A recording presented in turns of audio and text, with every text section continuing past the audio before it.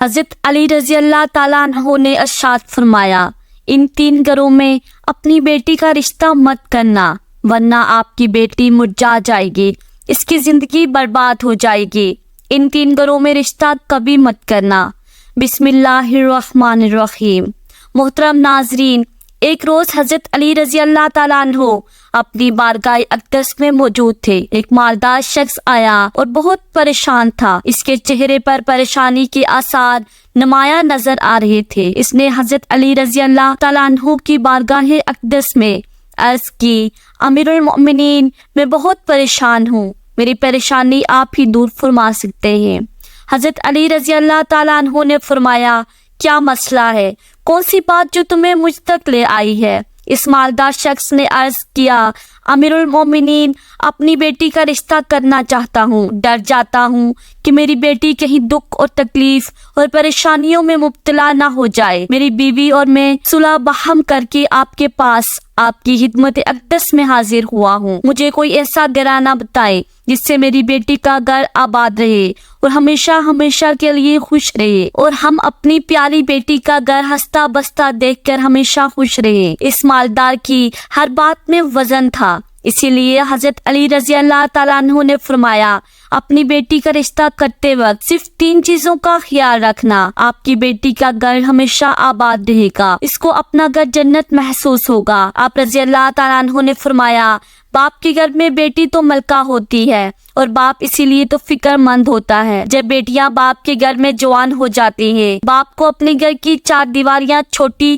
لگنے لگ جاتی ہے تاکہ اس کی بیٹی کو کبھی بھی گرم ہوا بھی چھو کر نہ گزرے۔ اس لیے اے مالدار شخص، نہ ہی تمہاری بیٹی کو تمہاری دولت خوش کر سکتی ہے، نہ ہی اونچے مقام والے گھر خوش کر سکتے ہیں۔ اس لیے جب بھی اپنی پیاری لاڈلی بیٹی کا رشتہ کرنے لگو، صرف 3 چیزوں کا خیال کر لینا، آپ کی بیٹی کا گھر آباد ہو جائے گا، وہ بہت خوش رہے گی۔ مالدار شخص نے عرض کیا، یا امیر المومنین، وہ کون سی 3 ایسی چیزیں ہیں یا کون سے ایسے عمل ہیں جن پر عمل کر کے ہم اپنی بیٹی کا رشتہ کریں؟ حضرت علی رضی اللہ تعالیٰ عنہ نے فرمایا، اے مالدار شخص، یاد کر لینا، اپنی بیٹی کا رشتہ اس جگہ اس گھر میں نہ کرنا، اپنی بیٹی کا رشتہ مت کرنا جہاں جس گھر میں گھر کے فیصلے عورت کرتی ہو، مرد اس عورت کے فیصلے پر عمل کرتے ہوں۔ اپنی بیٹی کا رشتہ کبھی بھی ایسے گھر میں نہ کرنا ورنہ آپ کی بیٹی کا گھر بسنے سے پہلے اجڑ جائے گا، برباد ہو جائے گا،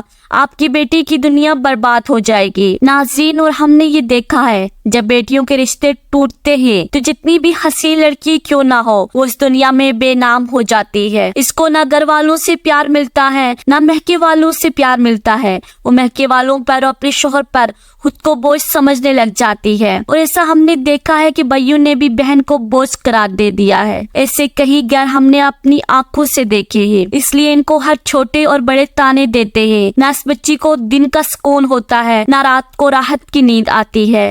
وہ ماں باپ کو دیکھتی ہے، وہ اسی فکر میں رہتی ہے کہ میری وجہ سے میرا مہکا ماں باپ بہن بھائی پورا گھر پریشان ہے، اور وہ گٹ گٹ کر مرنا شروع ہو جاتی ہے۔ آخر کار تھک ہار کر یا تو وہ اپنے شوہر کو اپنا لیتی ہے اور اس شوہر کے ظلم و ستم کو، اس کے طعنوں کو گہنا بنا کر پہن لیتی ہے، یا پھر اپنی زندگی سے روٹھ کر بیمار پڑ جاتی ہے۔ اس لیے اے مالدار شخص، اس گھر میں اپنی بیٹی کا رشتہ کبھی نہ کرنا جس گھر کے فیصلے عورت کرتی ہو۔ نمبر 2، حضرت علی رضی اللہ تعالیٰ عنہ نے فرمایا، اے شخص، کبھی بھی اپنی بیٹی کا رشتہ اس گھر میں نہ کرنا، اس گھر میں مت کرنا جہاں عورت کی عزت نہ ہوتی ہو، جہاں صرف مرد ہی حکمرانی کرتا ہو، وہاں اپنی بیٹی کا رشتہ نہ کرنا ورنہ تمہاری بیٹی کا گھر بسنے سے پہلے اجڑ جائے گا۔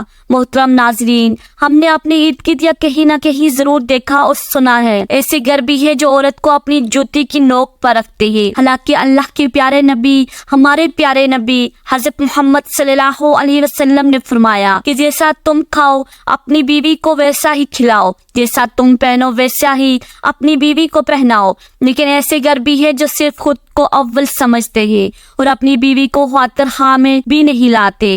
ایسے شخص بھی ہیں جو اپنی بیوی پر ظلم و ستم کر کے خوش ہوتے ہیں اور کہتے ہیں ہم نے اپنی برادری میں اپنا نام اونچا کر لیا ہے، حالانکہ وہ اپنا نقصان کر رہے ہیں، کیونکہ میرے حضور اقدس صلی اللہ علیہ وسلم کی سنت پر وہ عمل پیرا نہیں ہوئے، وہ اپنے لیے عذابوں کا گڑھا کھود رہے ہیں۔ اس لیے اے شخص اپنی بیٹی کا رشتہ اس جگہ مت کرنا جہاں عورتوں کی عزت نہ ہوتی ہو۔ حضرت علی رضی اللہ تعالیٰ عنہ نے فرمایا اپنی بیٹی کا رشتہ اس جگہ کرنا جہاں اس کا خاوند اپنی بیوی کے ساتھ نرمی، خوش خلقی اور حسن اخلاق کے ساتھ پیش آئے، جو اپنی بیوی کے حقوق ادا کرنے میں کسی قسم کی غفلت اور کوتاہی نہ کرے، جو اپنی بیوی کا اس طرح ہو کر رہے کہ کسی اجنبی عورت پر نگاہ نہ ڈالے، جو اپنی بیوی کو اپنے عیش و عشرت میں برابر شریک سمجھے، جو اپنی بیوی پر بھی ظلم و ستم اور کسی قسم کی بے جا زیادتی نہ کرے، جو اپنی بیوی کی خوبیوں پر نظر رکھے اور معمولی غلطیوں کو نظر انداز کرے، جو اپنی بیوی کی مصیبتوں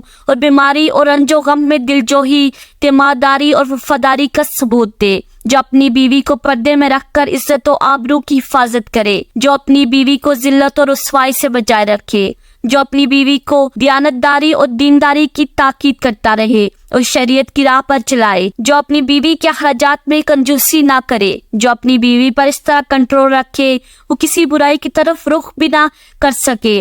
حضرت علی رضی اللہ تعالیٰ عنہ نے فرمایا اے مالدار شخص، تیسرا عمل اپنی بیٹی کا رشتہ اس جگہ بھی مت کرنا جہاں ان کے کنبے یعنی ان کے خاندان میں طلاق بہت زیادہ ہو، وہ گھرانہ جتنا بھی امیر ہو، خواہ ان کے پاس 1000 اونٹ کی قطار بھی کیوں نہ ہو۔ اپنی بیٹی کا رشتہ اس خاندان میں، اس گھرانے میں، اس گھر میں کبھی نہ کرنا جہاں عورتوں کو طلاق دینے کا رواج بہت زیادہ ہو، حالانکہ ایسے لوگ اللہ تعالیٰ کی پکڑ میں آتے ہیں۔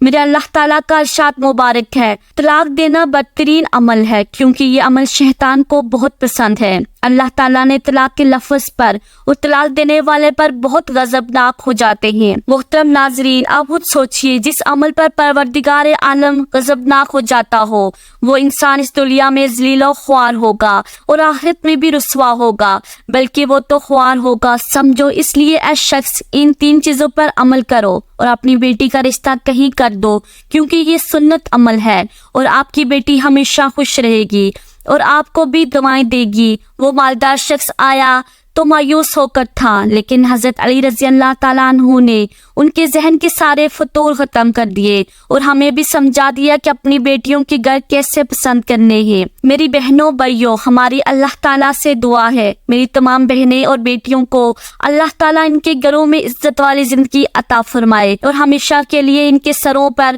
اپنی رحمت کا سایہ برقرار رکھے اور خوش رہی۔ اللہ پاک سے دعا ہے کہ اللہ پاک ہمیں ان تمام باتوں کو سننے، سمجھنے اور ان پر عمل کرنے کی توفیق عطا فرمائے۔ آمین یا رب العالمین۔